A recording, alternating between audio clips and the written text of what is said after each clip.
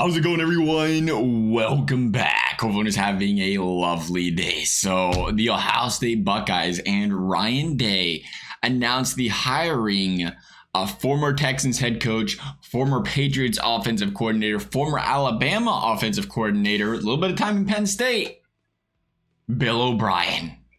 And you know what? I mean, anybody that's been following the football world for some years, I mean, there's a lot of negativity around this man's name. Probably as much as any coach in the league over the last decade, really.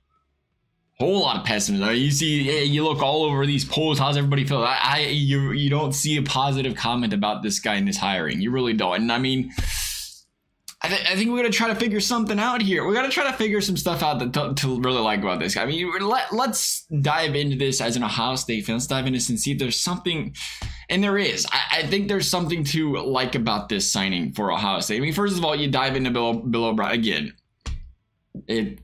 I don't know how else to put it, that it's not pretty. It's not pretty out there for him. He's always been heavily scrutinized, though. I mean, he look where he started, and this is where we can look back and say, hey, maybe it's not as bad as it looks. I mean, he starts in Penn State. Remember the Penn State situation, the Sandusky situation, the scandal, the big scandal there. Penn State loses 40 scholarships, bowl ban for 4 years. Bill O'Brien inherits that situation like good luck. Nobody was succeeding in that. Ends up taking him 8-4, 7-5, winning the coach of the year over there in Penn State, and nobody. I mean, you couldn't bring the scholarships in. You got to remember how important that is. You can't offer 40 scholarships. That's a lot. You take those scholarships away. All these players know, like, oh, we can't even compete for a national championship. Like that drives a lot of players away. So to go out there and still have a quote unquote successful season at that point in time, I mean, that was impressive. And that's what he's kind of yielded him and catapulted him eventually into this Houston Texans role. In Houston. And, again, looking at the numbers, we seen he didn't really, the 1 year, he didn't have any years inside the top 10 in NFL ranks offensively, production-wise, as far as yards per game are concerned. That was a lot of years with Deshaun Watson and a running game that was kind of non-existent. It was non-existent, but again, here, the bonus of all that is he was persistent. I mean, they ranked inside the top 10 in rushing attempts per game. Quite a few times under Bill O'Brien, even though they could not run the football. And in a program like Ohio State and a program in college, it is very important that you got a guy like that that's persistent to run the rock, because at Ohio State, much like these other big programs, you expect to build a team. And this is where, this could be a great compliment. But anyway, you expect to build a team that can run that football down your throat, because that's what championship football is in college. Yeah, you can have the elite quarterback, the Heisman winner, but at the end of the day, it's again, like we've seen Michigan versus Washington. Who won that football game? Was it Michael Penix Jr., who I thought probably should have won the Heisman, is going to be a really good football player in the future, not a high-powered offense with the big plays? Or was it the team that runs the rock down your throat, makes some methodical, strategic passes, and plays good defense? It was the latter, wasn't it? So that's important to note here. So you bring a guy like that in who can hopefully, kind of bring that spark back to Ohio State, that run game spark, potentially get some more offensive linemen and develop that part of the game. And you say, hey, guess what? Brian Hartline's still the co-offensive coordinator. He's still going to be a big role in the wide receivers game. You say, this is a guy that is best of the best at recruiting those offensive weapons, at recruiting the wide receivers and developing the wide receivers. So you think you bring both of these guys in, if they can coexist, make some magic together. I mean, you got to think that's what Ryan Day's thinking. He's thinking, if I can bring two guys in that can really, they ain't going to be the same person, but they can bring in, their own individual qualities. And even more so with Ryan Day, he's kind of, what he has to do, I think, at Ohio State. And we've said he's got to slow his roll a little bit. And he knew it. He said, I got to, try to find somebody that can give it the play calling duties. And that's what he's going to give Bill O'Brien now. Yeah, which is an interesting one because of how good Brian Hartline is. I thought, we've heard some rumors of Hartline potentially. Saints looking for an offensive coordinator. Other teams possibly dipping their toes in that situation. I think you never know. But in that particular situation, you say, okay, you bring those two together there, but you're not asking Ryan Day to do too much. And you're not asking Bill O'Brien to do too much. Now, we'll go back to the Texans situation. They gave this guy GM. They gave him coach. I mean, of course he was under a lot of scrutiny. Every single decision he made was going to impact that football team, and he was responsible for all of it. But at the end of that, that's a lot.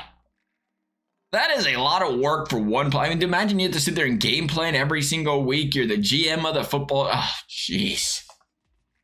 And it was still producing winning season after winning season in Houston. I think, again, Bill O'Brien is, if there's one thing to like about Bill O'Brien, is he has almost always been in situations and been in coaching staffs where the expectations are just really high. It's not that he's not producing, minus New England last season, which, again, interesting situation. New England falling to pieces. Bill Belichick walking out the door. His best days behind him. That happens just like players, coaches. You get older and you don't really have the same zing. You don't really have that same passion and fire that gets your team fired up, game plan ready to play at their best. And you wonder if Nick Saban was the same exact situation. You come to a program like Alabama, much like Ohio State, you lose 2 games at Alabama 2 years in a row, everybody's got to go. Much like we're hearing about Ryan Day and Ohio State, right? Get him out of here. You lose the big game, get him out of here. Same expectations at Alabama. And, Bill O'Brien was heavily scrutinized for not being able to develop talent, not being able to run an offense. But at the end of the day, Alabama ranked 11th and 7th in the country offensive yards per game wise under Bill O'Brien. This season, no Bill O'Brien, 57th. That's a big drop-off. That's a massive drop-off. And again, you wonder, you say, was Nick Saban kind of losing his touch a little bit? Still only losing 2 games a year, which happens because he's responsible for that as much as anybody. And was Bill O'Brien the easy scapegoat? And at the end of the day, you talk about what he did and didn't develop. They had a Heisman Trophy freaking winner on that team. What's he doing in the NFL right now? You want to talk about an interesting situation? Look at C.J. Stroud and Bryce Young. Both of them drafted into horrible situations. As you know, the Texans may be a little bit better because they had a couple extra draft picks, but horrible situations. Organizations, franchises just fallen to pieces the last few years. C.J. Stroud comes in and flourishes. And he looks like he's miles better than what he was in college under Ryan Day coaching and developing him. Meanwhile, Bryce Young wins a Heisman, plays really well, looks like the guy coming out of Alabama, the way Bill O'Brien and company developed and coached this man. He comes to college, NFL, and just, he don't look it. Honestly, I hope you don't want to say it, but he just don't seem like he's got a long future in the NFL. So again, sometimes it's easy to pull things out of perspective. Sometimes it's easy to make him the scapegoat. At the same time, he could very much be responsible for every single falling here. And he could be very much responsible for all of them. But I think it's just, again, I walked into this situation. I seen the hiring just like anybody else. I was like, Jesus, it's getting ugly at Ohio State.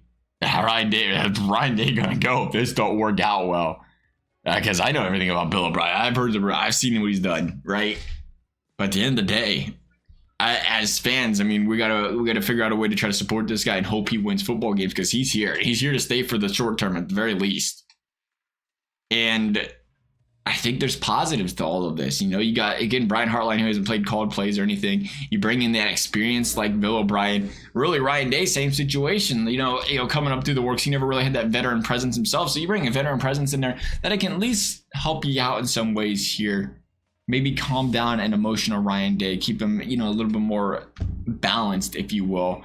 Guy that's used to the spotlight. If there's anybody used to the criticism and scrutiny, it's Bill O'Brien at this point in time in his career, right? But I think at the end of the day, again, as much as fire he's been under, maybe he's not an NFL, and we've seen this a lot. There's a lot of coaches that can't do it in both. You see them try to come up from college in the NFL, they just can't do it. When they don't have control of the recruiting, the talent, the players, as much as it's a completely different game. They can't do it. But they can have good college success. And for the last 2 years, we've seen Bill O'Brien in college. He had success at Alabama. The expectations are through the roof, but at the end of the day, he had success at Alabama. He turned a Penn State program. He put good work in a Penn State program. And he's proven that at the very least, he can handle a lot at once. And he's not being asked to handle a lot at once. So if this guy can try to mastermind a spot in a certain area here, and him and Brian Hartline can complement each other, there could be some good promise here. We have to hope. And at the end of the day, we have to be happy that Ryan Day's trying something. I know it's not the signing a lot of us wanted to see, but at the end of the day, we got to be hopeful here. And we're going to give this guy a chance. Nonetheless, hope you all enjoyed the video. Thank you all for watching. We'll see you next time.